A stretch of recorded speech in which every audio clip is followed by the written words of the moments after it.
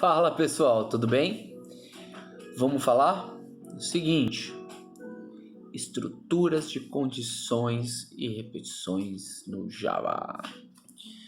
Vou dar um geral aqui e depois eu vou escrever alguma coisa com exemplos e tal lá no blog, tá bom? Mas o pessoal perguntou, né, aqui no Instagram. E aqui lá, né? Tô gravando para vários lugares. O pessoal perguntou no Instagram sobre estruturas de condição e repetição no Java. Gente, é bem parecido com as principais linguagens, tá? Não tem grandes diferenças. O que você tem de interessante? Quando você está falando lá do if, o if ele tem um fluxo padrão, então a palavrinha if, né, que é say em inglês, e as condições ficam entre parênteses. E ali você consegue fazer qualquer tipo de condição em objeto, qualquer coisa que retorne de alguma forma um booleano, tá?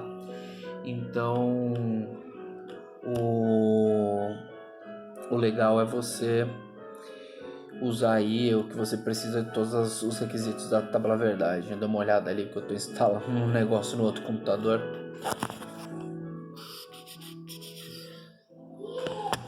Então, mas vamos lá, foco. Então, o if é assim, e depois você pode ou não colocar o else, né? Ele é opcional. E aí um outro bloco, aí você pode fazer encadeamento de ifs, enfim, if, else, e assim você vai.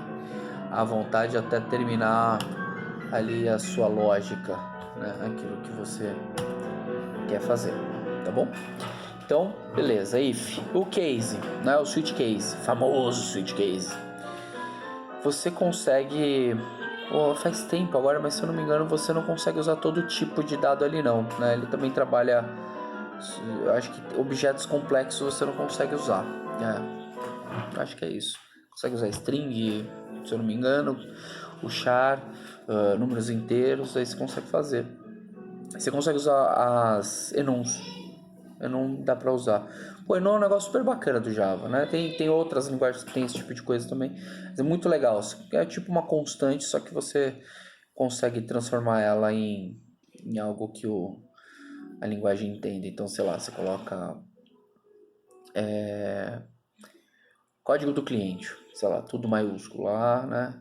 E aí você vai deixar alguns códigos fixos. Então você consegue trabalhar. Não é super legal, depois eu gostava do Zenon pra cacete, porra. Não tem inteiro disso. Depois eu me lembre aí que eu posto alguma coisa sobre isso. Então o case você consegue colocar lá várias condições também, né? E aí você tem que usar sempre o break. No fim de cada bloco você usa o break. Aí você pode chamar função, você pode fazer tudo dentro do bloco, né? Break. Do bloco de condição, né? Então você tem um switch, aí um case, e ali você pode colocar todas as coisas ali que você quer e depois você coloca um break. Se você não colocar o break, ele vai executando as outras coisas, tá? Comum. E aí você usa o else no fim, se eu não me engano, pra você... Aí vocês testam aí, tá? Faz um tempinho. Mas aí você coloca um else e aí... Não é else, perdão. Else eu acho que é outra linguagem. Você coloca default, isso. Se ele não achou nenhuma daquelas condições, ele executa default. Se você não colocar nada, ele não executa nada. E sempre o break no final. Beleza. Vamos pro próximo. Loops. O loop. Bem, o do while, né? Vamos primeiro falar do while. O while é onde você tem lá a palavrinha while, um bloco entre parênteses para você fazer a condição. Então, sempre que aquela condição for verdadeira, ele vai ficar naquele loop, né? Você meter lá um while true, você fez o famoso loop infinito. Ele vai ficar lá girando pro resto da vida, até explodir a memória do seu Java. Você pode fazer contadores, né? Que não faz muito sentido, dependendo do que você está fazendo, era melhor usar o for. Mas você consegue fazer qualquer coisa que retorne true, e aí ele continua. Quando parar de retornar true, ele para, tá? E aí o do while, qual a diferença? Ele tem um bloco de instruções, que é o bloco do, e esse bloco sempre é executado, e aí depois tudo que está dentro do bloco do é o loop, né? Então o while vai lá pro final. Então isso é legal quando você quer garantir que a primeira execução aconteça daquele loop. Olha, acontece a primeira e as outras talvez não, né?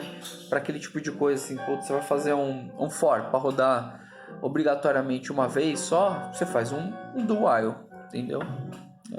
São possibilidades na linguagem.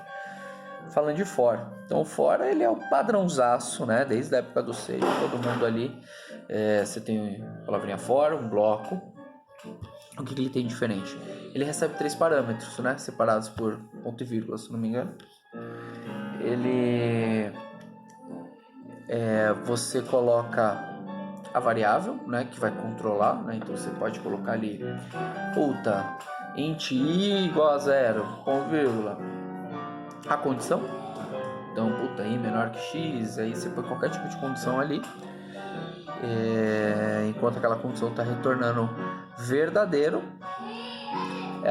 o loop fica, né? E você vai somando no último parâmetro o seu contador, ou decrementando, enfim, como você trabalhar.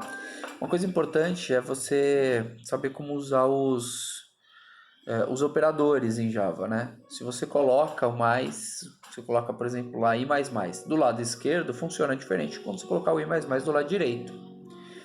Por quê? Quando você coloca do lado esquerdo, ele processa a primeira variável e depois retorna o valor.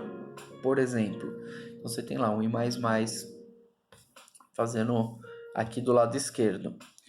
Você entrou se o i era 0, tá dentro do loop, né?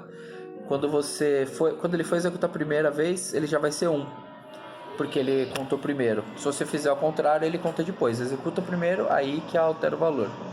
Então isso tem as suas vantagens. Tem o operador tenário. Puta, é o que eu mais gostava. É aquele perfeito para você fazer um código que nenhum filho da puta vai entender. Isso aqui eu tinha esquecido. Agora voltando lá para a parte dos condicionais. Mas o que é o ternário? É uma forma simplificada de você fazer um if. Você coloca a condição, interrogação, bloco de execução, 2 pontos, o else. Enfim. Então você faz tudo numa linha, por exemplo. É danado para fazer cagada, né? Pra ninguém entender essa porra. Chama-se ternário. O Java tem o for each também, né? É uma coisa que ele incorporou aí. Na primeira vez que eu tinha visto tinha sido no PHP isso, né? Ele não tinha, ele colocou, então funciona da mesma forma. Eu acho que tem outras linguagens também que tem, mas o for each ele faz a interação sem você ter que usar os contadores e tal. É bom para rodar listas, né? Coisa e tal. É importante entender as collections no Java. E recursividade. Recursividade é gigante esse assunto. Mas em resumo, é uma função que chama outra. Então você tem uma função, sei lá, função x. Dentro dela, ela chama ela mesma. Então, por isso você pode acabar também fazendo um loop dessa forma, né? Pode ter um loop infinito, se ela nunca acaba, né? Ela vai empilhando isso, faz uma pilha. E você tem essa coisa aí, se você não controlar o loop, ele não faz, né? Ele fica infinito até estourar a memória. Se você controla, dá para fazer muita coisa legal. Então você consegue colocar lá uma função que chama várias. Então, torre de Hanoi, porra, exemplo clássico. Uma vez eu quase derrubei a rede da faculdade fazendo torre de Hanoi. Tinha uma vulnerabilidade na rede, eu saí socando torre de Hanoi, rolando em vários lugares, botei um monte de servidor rodando porque eu queria terminar a torre de Hanoi, mesmo sabendo que era impossível na quantidade de interações que eu coloquei. Mas você vai empilhando e depois ele vai voltando e dando aquele resultado. É bem legal, tá bom? Fim.